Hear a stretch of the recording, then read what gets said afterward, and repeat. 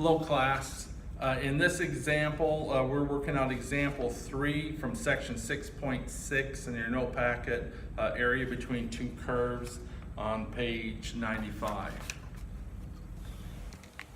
So here we have the graph of two functions. Y equals x squared is the top function here in blue. Y equals x cubed is the bottom function here in red. And we are interested in the size of the area sandwiched right here between those two functions.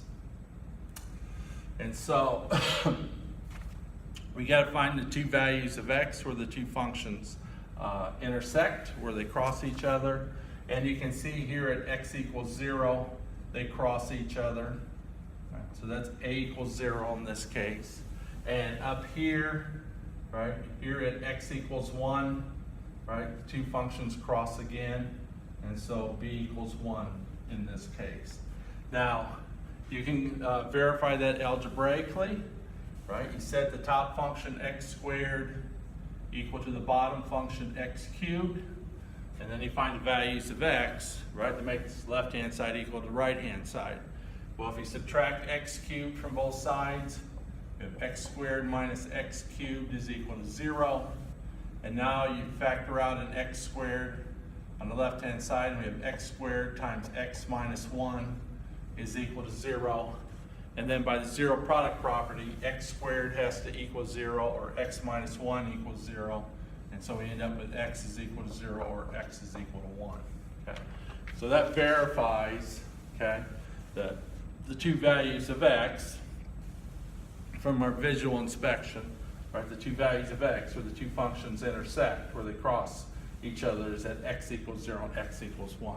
Okay. So the area, right, in black, shaded in black here, right, is the top function minus the bottom function, or upper minus lower, however you want to phrase it, okay? From x equals a to x equals b. A is 0, b is 1, the top function is x squared, the bottom function is x cubed. And now we just use the difference rule of antidifferentiation, right, to find that antiderivative, very straightforward. Antiderivative of x squared is 1/3 x cubed. Antiderivative of x cubed is 1/4 x to the 4th. And our limits of integration are 0 and 1. So we plug in the upper limit of integration, right, 1 for x. And we have 1/3 times 1 cubed minus 1/4 times 1 to the 4th. And then we got to subtract and put in the lower limit of integration. Well, in parentheses, when I put in 0 and for x, both those terms are going to equal 0, right? So we're just going to have 0 minus 0 in parentheses. 1 cubed is 1, 1 to the 4th is 1. And so we just end up with 1/3 minus 1/4.